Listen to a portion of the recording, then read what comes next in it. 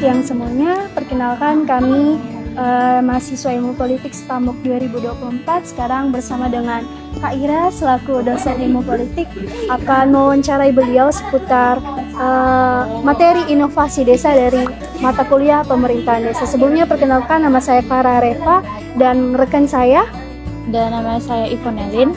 Oke, sekian perkenalan singkat dari kami. Langsung aja ya Kak ya. Kami mengajukan beberapa pertanyaan nih. Nah, pertanyaan pertama ini Kak, apa ini maksud dengan inovasi desa sepengetahuan Kakak? Dan menurut Kakak, apakah penting inovasi desa itu untuk kemajuan desa? Oke, terima kasih pertanyaannya. Hai semuanya, saya Ira Rizka Insyaaludi, saya dosen di Prodi Ilmu Politik Visiputru. Dan terima kasih sudah menjadikan saya narasumber untuk mata kuliah pemerintahan desa. Dan kalau pertanyaannya mengapa penting inovasi desa, ya sangat penting ya pasti inovasi desa itu. Jadi makna dari inovasi desa sendiri, kalau menurut pandangan saya pribadi, inovasi itu kan membuat keterbaharuan ya, atau bahkan memperbaiki, menambah nilai mutu atau nilai jual dari yang sudah ada menjadi lebih baik lagi atau berkembang lagi gitu. Jadi inovasi desa sendiri berarti apa yang menjadi potensi di desa, apa yang bisa dijadikan sebagai peningkatan mutu dan nilai jual dari desa itu bisa jadi bagian dari inovasi desa gitu menurut saya. Oke, terima kasih Kak atas jawabannya. Terus kemudian kalau dibilang inovasi desa itu dapat memajukan desa, lalu pertanyaan itu bagaimana desa itu dapat dapat mengukur sejauh mana inovasi yang sudah dikembangkan dalam desa itu berhasil, baik itu dalam bidang ekonomi, sosial atau pendidikan.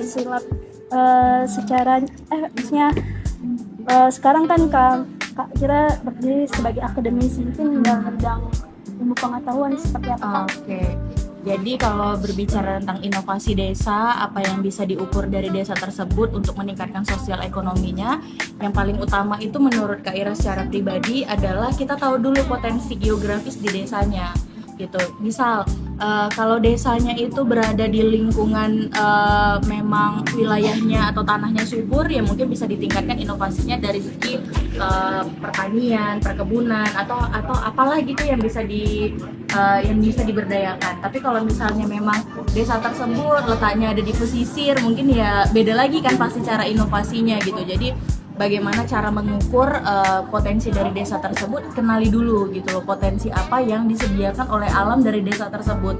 Setelah dari alamnya mungkin kita bisa lihat potensi masyarakatnya gitu. Misal masyarakatnya ahli dalam bidang kerajinan, kreativitas, atau memang masyarakatnya itu mayoritasnya adalah orang-orang atau kaum akademisi. Bisa jadi yang bisa dikembangkan potensi di desa tersebut ya sektornya pendidikan, membangun sekolah, atau bahkan punya ya banyak hal-hal lain yang bisa jadi sarana edukasi gitu. Jadi ya tergantung sama potensi wilayah dan masyarakatnya. Oke Kak, pertanyaan yang terakhir, apa rekomendasi dari Kak Ira sendiri sebagai akademisi muda yang ingin meneliti dan berkontribusi bagi inovasi desa? Bagi inovasi desa, ya kalau dari Kak Ira secara pribadi, kalau sebagai seorang akademisi, Kak Ira pengen meneliti tepat atau tidaknya penerapan dari rancangan penggunaan dana desa. Gitu. Jadi kan dana desa itu ada diberikan sekian rupiah kepada pemerintah pusat atau pemerintah negara kepada pemerintah desa. Lalu desa punya wewenang untuk mengelolanya gitu. Jadi Kak Ira pengen aja gitu rasanya meneliti dari program yang direalisasikan dalam penggunaan dana desa tuh bentuk bukti nyatanya tuh gimana gitu. Apakah itu memang memberdayakan masyarakat, berguna untuk masyarakat desanya, atau bahkan sebenarnya jangan-jangan masyarakat desanya itu nggak terlibat gitu dalam pembangunan desanya gitu. Menarik sih kayaknya kalau diteliti itu gitu. Oke Bu, selamat siang. Jadi di sini kami mahasiswa dari Prodi Ilmu Politik ingin melakukan wawancara bersama perangkat desa di kantor kepala desa Simalingkar. Saya perkenalkan namanya Nak. Oh, ya Bu, jadi kenalkan nama saya Yuda Berjaya dari Sabang 24. Berarti sekarang sudah setengah tua ya. Ya Bu. Ya, perkenalkan juga Ibu di sini perangkat desa sebagai kawan perencanaan. Nama Ibu Fitri. Nah, terus ada yang bisa saya bantu? Oke Bu, jadi di sini saya ingin memberikan beberapa pertanyaan. Ya. Jadi pertanyaan pertama itu Bu, apa saja inovasi terbaru yang telah diterapkan di desa Sinarikade ini dalam beberapa tahun terakhir? Inovasi terbarunya yaitu karena kita sekarang ini kita galakkan tentang kesehatan, jadi kita meningkatkan kegiatan posyandu seperti posyandu balita, lansia, itu. Saat ini apa saja rancangan-rancangan yang telah dibuat oleh kakak desa? Rancangannya kalau yang sekarang kan kita menggalakkan tentang kesehatan, terus kalau yang kedepannya kebetulan ini kita ada digalakkan tentang koperasi merah putih.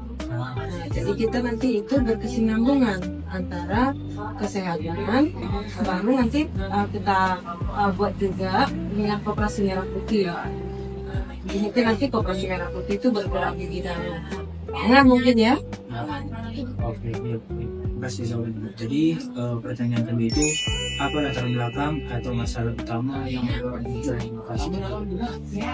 Masalahnya yang mendorong itu tentang karena semakin berkembangnya zaman sekarang, anak-anak kan susah ya pada makan sayur. Jadi kesehatan itu seharusnya kita utamakan yang nomor satu. Jadi kalau kita galakkan tentang kesehatan, mungkin dari ibu-ibunya, terus dari balitanya juga kita bimbing, kita kasih makan, kita kasih obat-obatan. Itu mungkin kedepannya masyarakat kita ya semakin sehat dan maju. Bagaimana proses perencanaan dan pelaksanaan inovasi dilakukan? Apakah melibatkan partisipasi masyarakat? Pasti dong, kan kita di desa, jadi kita harus bekerja sama dengan masyarakat di desa. Ya, betul. Untuk yang terakhir, Bu, apa tantangan yang dihadapi pemerintah desa dalam mengembangkan dan menerapkan inovasi tersebut? Tantangannya gini ya, karena kita kan di desa, masyarakat kita ini pada umumnya mayoritas ya kerjanya juga di bidang urus serabutan. Jadi mereka masih mengenyampingkan yang namanya kebersihan lingkungan. Makanya kita galakkan sekarang gotong royong di daerah kita dan di rumah masing-masing supaya rumahnya bersih, anaknya sehat-sehat, tumbuh kembangnya juga semakin bagus. Oke, mungkin itu saja pertanyaan dari kami, Bu. Terima kasih atas waktu Ibu bisa meluangkan waktunya untuk kami. Sekian, Bu. Terima kasih. Sama. Bagaimana pandangan Anda terhadap inovasi yang diterapkan oleh pemerintahan desa? Apakah Anda merasakan manfaatnya secara langsung? Pas pula begini ya, aku kan di Kota Madinah. Jadi kalau misalnya di Kota Madinah kan kelurahan. Tapi kalau di desa kan dia kepala desa. Jadi kalau saya untuk di kepala desa tidak ada merasakan, di kelurahan pun tidak ada juga merasakan. Nah, inovasinya di dalam pemerintahan di kelurahan. Kalau saya pribadi dibilang inovasi berarti kan istilahnya ada perkembangan kan? Aku tengok di kelurahan Mangga belum ada. Ada lagi pertanyaan? Ya, bagaimana menurut Anda komunikasi antara masyarakat dengan perangkat desa dalam hal pengembangan inovasi? Dalam pengembangan inovasi. Komunikasi masyarakat. Iyalah, ke masyarakat dari pemerintah ke pengembangan ke masyarakat. Iya. Gimana ya? Kalau saya pribadi, pengembangan pemerintah yang saya ingatkan sekarang, saya bilangkan sekarang, hanya PBB aja pemerintah yang membuat kejutan supaya bayar PBB, yang lainnya nggak ada. Pajak bangunan. Pajak rugi bangunan, itulah wajib dibayar katanya. Jadi kalau untuk istilahnya pribadi saya ya, kalau untuk dari pemerintahan kelurahan memberitahukan begini tidak ada. Nah, dari masyarakat, dari kepala pemerintahan ke masyarakat, ataupun di dalam bentuk kegerejaan pun kurasa belum ada. Nah, cuma di dalam Kristen ada pengembangan sedikit dari pemerintah, itu perjuangan DPRD.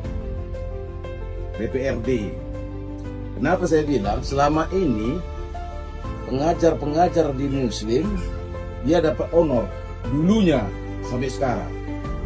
Dulunya guru KKR yang ngajar gereja di situ tidak ada dapat, sekarang sudah mulai dapat sedikit. Itulah dia. Nah, dari pemerintahannya. Itu pribadi saya yang saya ketahui sekarang. Nah, tapi kalau untuk penyuluhan bagaimana belum saya dapat.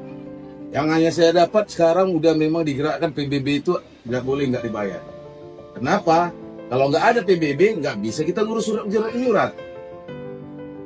Itulah dasarnya.